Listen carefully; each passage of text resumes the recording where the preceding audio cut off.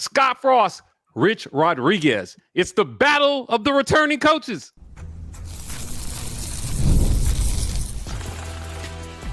You are Locked On UCF, your daily podcast on the UCF Knights, part of the Locked On Podcast Network, your team every day.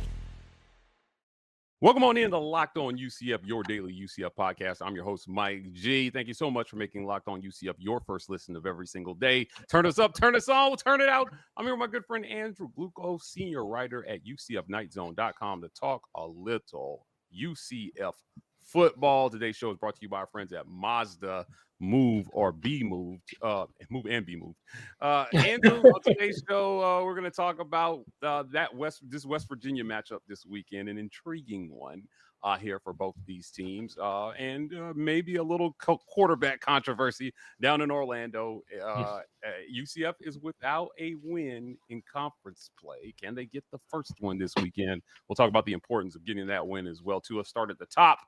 West Virginia, Scott Frost, Rich Rod returns. I saw an interesting list of most likely coaches to be fired next, and Rich Rodriguez was on the list. What? Yeah, I saw. Yeah, it was. I mean, I was kind of taken back. Hugh Freeze, I think, was like at the top, and Rich Rod was like 9 coaches down. I'm like, is this pre-Franklin firing or post-Franklin firing? Pre-Franklin firing, right? I just thought it was funny that he was even on the list at all. But look, they're trying to rebuild something in West Virginia the same way that Scott Frost is trying to rebuild, at a place that he once coached at. And look, this is a game that UCF should win. Last week was the first week of this season that I did not pick UCF to win a game. And look, I don't think I was that far off, on the potential of this team in those games. Kansas State, a little better than their current record at the time, but not as formidable as I thought they were at the beginning of the season. I still think that's correct. And when you watch Cincinnati, it was frustrating seeing the opportunities that were there that were missed. So West Virginia is up next. You have to take advantage of those opportunities versus this team. Talk to me about West Virginia, man. What do you see here in what UCF has on their hands? Well, I see a team that is in pretty rough shape, similar to UCF. When Rich Rodriguez came over, he had to kind of rebuild that team too. Not quite as of a major overhaul as UCF, but still a major rebuild going on in Morgantown. And you look at the numbers; they've had 4 quarterbacks play at certain points. The one who's thrown the least has thrown 8 passes, and then it kind of works his way out. But Nico Marichal is the main quarterback, 66 of 98, 67%. It's pretty good. 720 yards, 2 touchdowns, 2 interceptions. Not a lot. Not great. Yeah. Not a lot of scoring by this team. They're currently 2-4. They average 22.3 points a game versus UCF averaging 28.3 points a game. Neither is very good. UCF is 73rd. West Virginia is 108th. However, it's the defensive side that really matters here. Because West Virginia gives up 28.5 points. That's 98th. And UCF is only 17.8, and that's 26. Look, they gave up 20 points to Cincinnati, who is now a top 25 ranked team. Yeah. UCF had the chance to win that game, and the offense could not get out of its own way. The UCF's defense does take care of business. Sure, yeah, they gave up a couple of big plays against the Bearcats, but they kept that team in check. And they did not let Evan Pryor run amok. Brendan Sorsby was held in check. It was really a case of UCF's offense just betraying the defense here and just looking absolutely lost at times. But we also have to look at the good that came out of that, and we're gonna talk about that in the next segment because we got some quarterback stuff to talk about. So when you look at the yardage that West Virginia gives up. On defense, they average 234.5 in the air and 155 on the ground. I mean, this bodes well for UCF. They give up more in the air, and with UCF's run offense so beleaguered by bad offensive line play, you're going to have to win in the air, and UCF can do that. West Virginia's strength is in their rush offense, 260 yards of offense on the ground. UCF's defense is pretty spot on when it comes to going against the run. They give up 148 yards on the ground.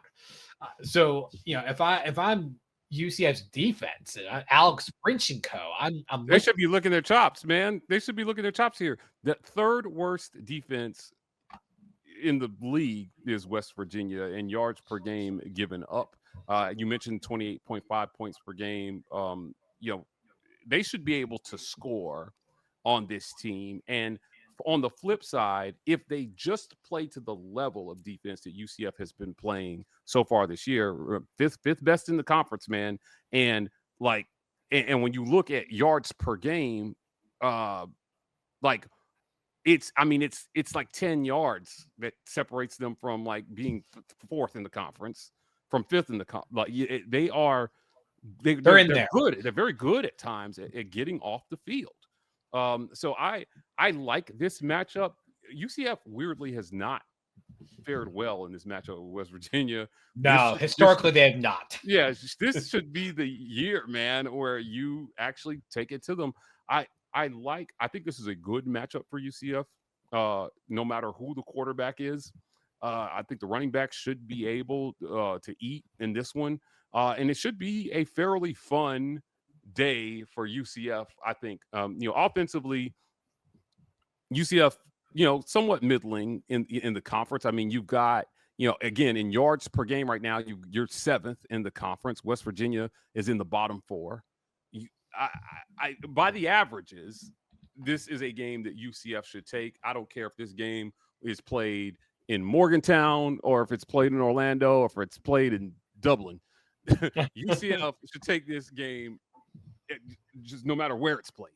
I like some of the things that Scott Frost had to say, about his team. We'll talk about that in the next segment. But Andrew, look, somebody's got to break the streak here.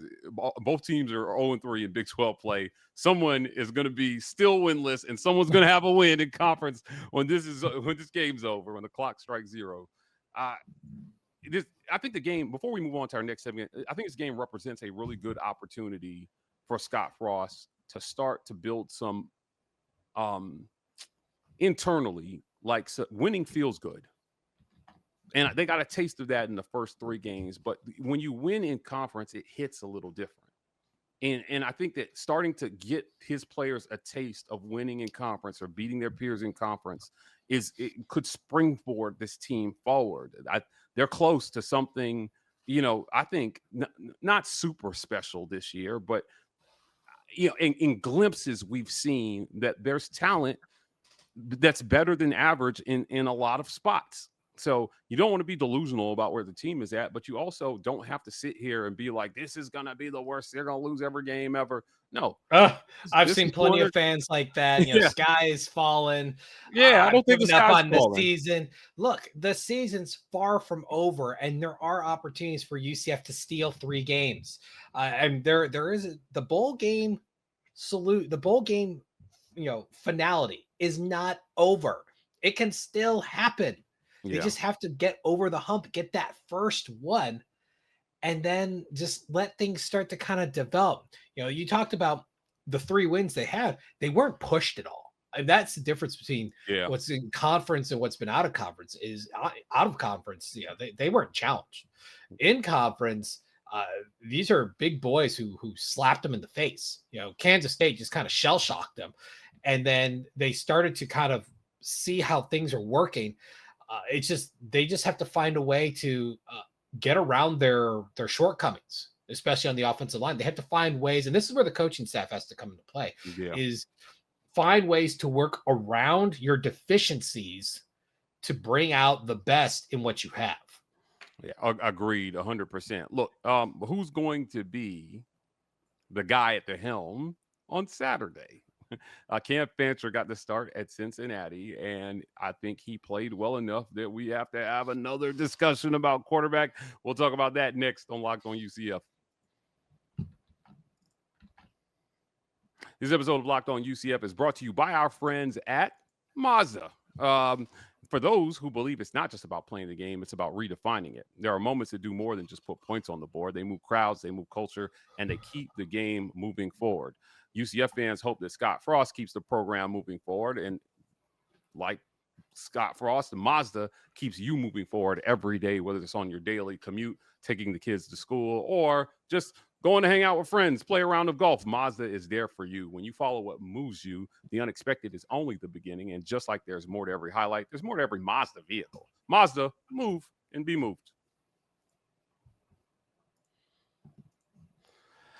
Fancher or Jackson? Fancher or Jackson?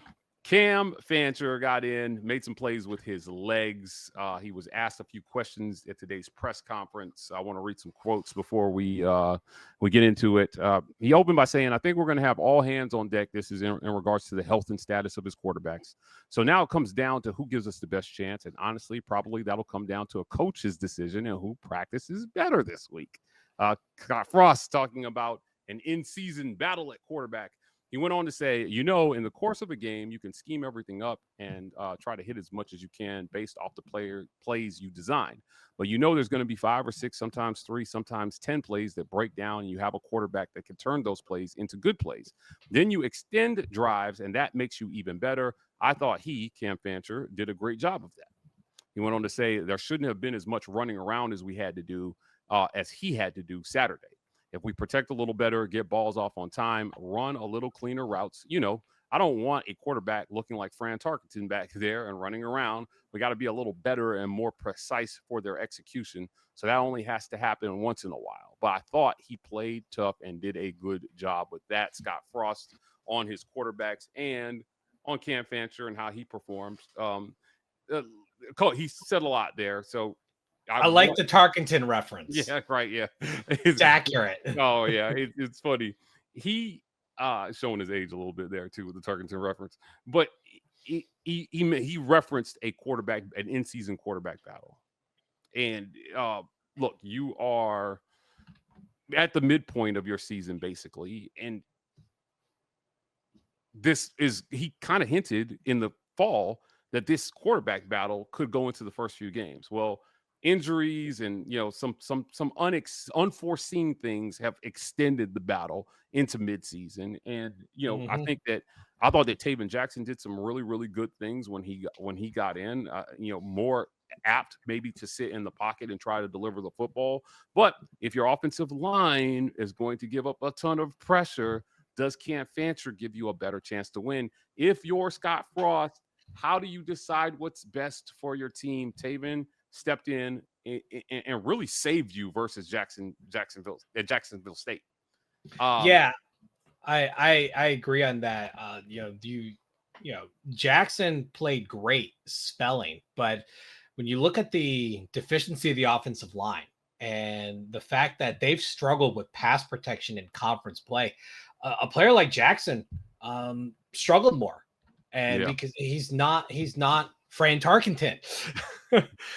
Cam Fancher was able to run around a lot more and had to make a lot out of nothing. He ended up being the leader in rushing yards with over 100 yards. Well, more than half of that was broken pass plays. Pass plays, yeah. The other thing to remember, and this is not a dig on either quarterback, it's actually a compliment to Cincinnati. Cincinnati's defensive backs played an outstanding game. And a lot of that was coverage based, not line breakdown based. The line gave him a little bit of protection, but everyone was covered. There was nowhere to go with it. And he took a couple hits that way, but he had to tuck the ball and run a lot because it was either that or the pocket will break down. I think that was good decision making. One of the digs on Cam Fancher as a quarterback was his decision making and propensity to turnovers. We haven't seen that yet, but he hasn't played a lot. He's He's got 333 yards on the season. He's only played one complete game, which was this past Saturday against Cincinnati. And, he looked fair. 57%, that's below our 60% mark. That's not what we want to see.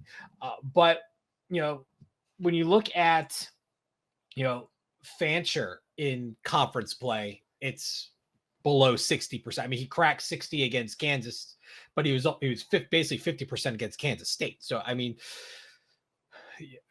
something's got to give. I mean, statistically, both are similar. I thought Fancher did more with less, and I'm seeing why he was the guy out the gate, because he was able to make more out of nothing compared to Tayven Jackson. Yeah, again, I want to go back. I was pulling some numbers here. You're talking about, how these guys are holding up under pressure versus Cincinnati. Cam Fancher under pressure on an astounding 30.6% of his dropbacks. Ooh, that hurts. That's rough. Now he completed 45.5% of his passes while under pressure, which is a pretty, anything north of 40% here is pretty good. And if you're not familiar with that stat and you're thinking, Mike G, 45% is a terrible completion percentage. Under pressure, most quarterbacks, even some of the most accurate quarterbacks we've seen in college football, are sub 40 when under pressure. But they're playing behind better offensive lines, so they're not under pressure that much. Not under pressure 30% of their dropbacks. Yeah, when you're over 30%, that means you are running a lot. Well, a lot. Yeah. I make this reference a lot. As a player who I felt like was really good in college, Bryce Young at Alabama, under pressure on average in 2 years as a starter at 38% of his dropbacks. That's nuts. Insane. The worst O-lines we've seen Nick Saban have at Alabama. And, his predecessor, Mac Jones, had one of the best protection rates I've ever seen at it was like 18% pressure rate. And he almost broke a completion percentage record. He was so accurate, but he had all day to throw the ball. But even when he was under pressure, though, awful, like 20-something%.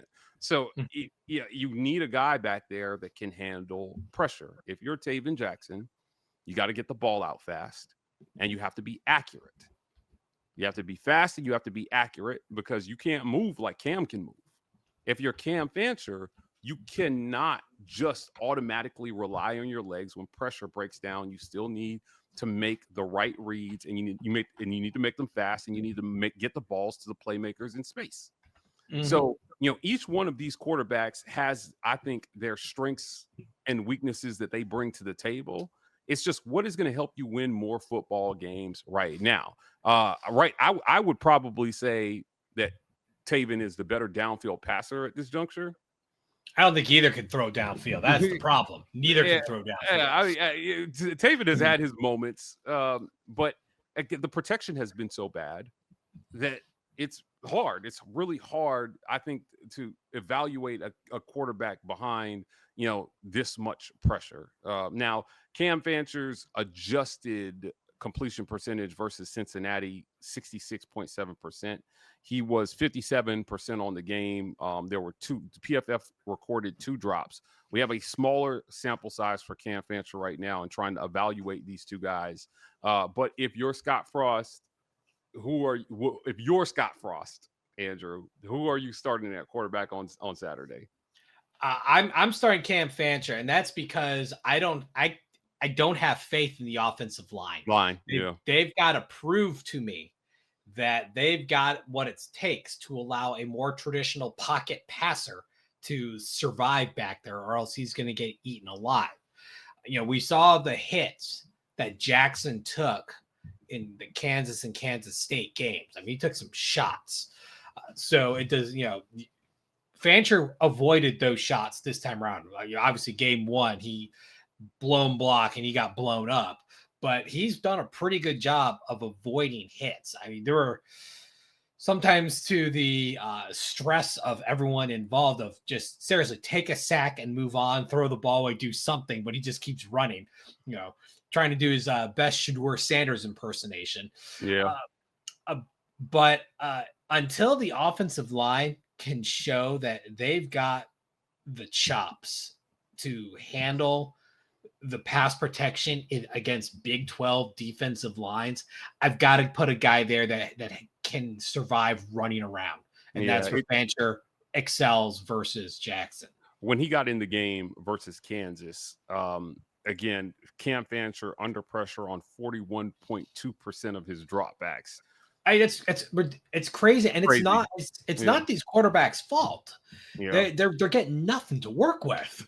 Yeah, he had an adjusted completion percentage of 75% in that game, just to kind of put some context around how the things around him maybe are affecting, the outcomes of a lot of these plays. I'm with you on this one. I think you got to go with Cam Fancher, but I think you keep Tayven Jackson in the wings, and the key for Cam will be, can you stay on schedule, on routine plays? That's Make smart plays. Yes, we all know he can escape and make things happen, but can he keep the offense moving on schedule and execute plays? Is he going through reads? Is he executing the offense, or is he just back there running around playing improv? Because you can't, it's hard, man. I'm telling you, I've talked to linemen who had to block for really athletic quarterbacks, and it is a nightmare sometimes when they just won't stay in the pocket. You never know where they're going to be. So yeah, this line he needs the line to step up. He also needs to do right by his line. We'll see which guy Scott Frost picks. But look, and when it's all said and done, there's got to be a winner and there's got to be a loser. As I mentioned, both teams 0-3 in Big 12 play. Somebody will be 1-3 and someone will be 0-4. Will it be the Knights? Will it be the Mountaineers? We'll talk about that next on Locked On UCF. This episode of Locked On UCF is brought to you by our friends at FanDuel, America's #1 sportsbook. The NFL season is here, and FanDuel has an offer you don't want to miss. Right now, new customers can bet just $5 and get $300 in bonus bets if you win. That's right. Pick a bet, put down $5, and if it hits, you'll unlock $300 in bonus bets to use across the app. What are you waiting for? Visit FanDuel.com and download the FanDuel app today to get started. You want to be on FanDuel just like we want to be on FanDuel. It's going to be a lot of fun. Don't miss out. Also, this episode of Locked On UCF is brought to you by our friends at Monarch Money. Most people can't name all of their financial accounts or even tell you what they're worth, whether it's 401ks, properties, or investments. And when you don't have a full picture, you can end up leaving money on the table. That's why there's Monarch Money. It's an all-in-one personal finance tool that brings your entire financial life together in one clean, easy-to-use interface on your laptop or your phone. Monarch is built for people with busy lives. If you put off organizing your finances, Monarch is for you. Monarch does the heavy lifting for you. You can link all your accounts in minutes, see clear data visuals, get smart categorization of your spending, and finally feel in control of your money without ever touching a spreadsheet. I don't know about you guys, but I hate spreadsheets. So having something like Monarch is a dream for me. I got multiple accounts across multiple businesses, and I got a wifey that spends a lot on Amazon, and we need to track it all in one place. Monarch helps me do it.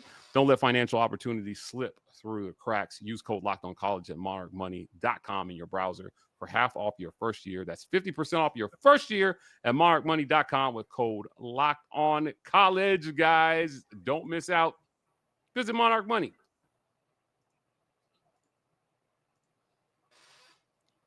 We're going to close the show talking about the importance of getting that first Big 12 win. Andrew, they're going to do it. They have to do it. They're going to do it. If you look at the schedule, they have to do it. They have to yeah. win this game. They have to win Oklahoma State because those are the three bottom feeders of the conference right now. They're the three winless teams in conference. UCF, Oklahoma State, West Virginia. UCF has to win both of those, and then they're going to have to steal one between Baylor, Houston, BYU. And then you got Texas Tech, and so they're going to have to steal one somewhere. Yeah, I do. So it's again going back to they didn't do a media poll for the Big 12, and it was atrocious last year. I mean, It did not work out so well. Last, and they finished first. The first guy finished last, but we did one here at Locked On, and UCF on that bottom rung here, but Arizona also voted on that bottom rung. West Virginia right down there with UCF. As you mentioned, Oklahoma State fired their coach before the midpoint of the season. Mike Gundy, he's a man. He's 40, but he's also out. He's unemployed. Yeah, it's tough, right? Like I feel like there's not a lot of separation from 8 to 16 between these teams. So if you're UCF, you can finish in the middle of the pack in the conference with, you take care of a game like West Virginia. They've never lost a space game. So, well, they don't play the space game till later. So. Later, right? Yeah, Houston, though. And so and maybe they're looking a little better than some people thought. But, like, I think that once you get that first taste of winning in conference, and Scott Frost can get his team to know what that feels like with him. It can have a positively upward effect on the trajectory of your season, but you just got to get the first one in. It's like a basketball player that's not in a rhythm, but he steps up to the free throw line and he sees the ball go through the hoop, and it's like, bam, that's right, I'm a baller. And once you see the ball go through the hoop, it just keeps going through the hoop, man. I think this is that free throw that UCF is going to hit that can really springboard this team towards a bowl game.